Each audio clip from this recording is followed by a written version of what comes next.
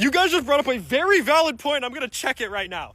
Inside my Blackwing months ago, I installed this SD card so this thing has full 360 surveillance. And you guys said for those corrupt cops that I ran into, it should have recorded everything.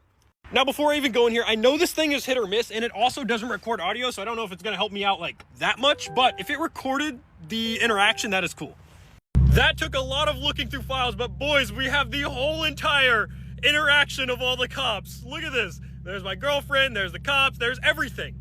I just looked through so much footage, and the cop was never near me except for when he came up behind me, and he said he could hear my exhaust and I was revving.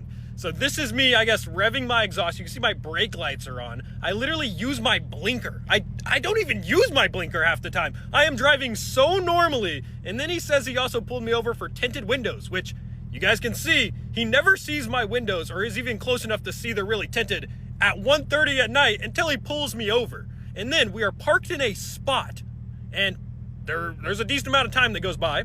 Let me speed this up. He finally comes through.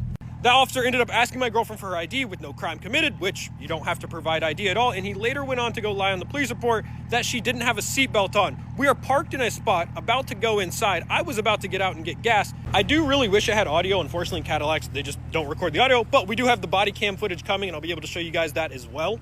And that's where I'll be able to show you guys that they never once mentioned her not wearing a seatbelt, and they wrongfully arrested her and later lied on the report.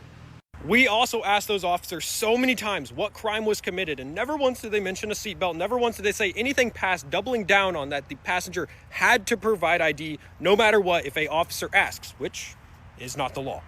I think the best part about all of this is that the lie they came up with still does not make it legally right because, well, my tent's so dark, so he definitely didn't see us without the seatbelt on while we were driving, which, by the way, guys, the seatbelt was on the whole entire time. And once you're legally stopped, you don't even have to have it on. And you guys seen how long it took for him to come up to the car. So I think all of this is going to be funny. Out of all the lies you can come up with, you still come up with the one that makes zero sense. Like, come on, at least lie better.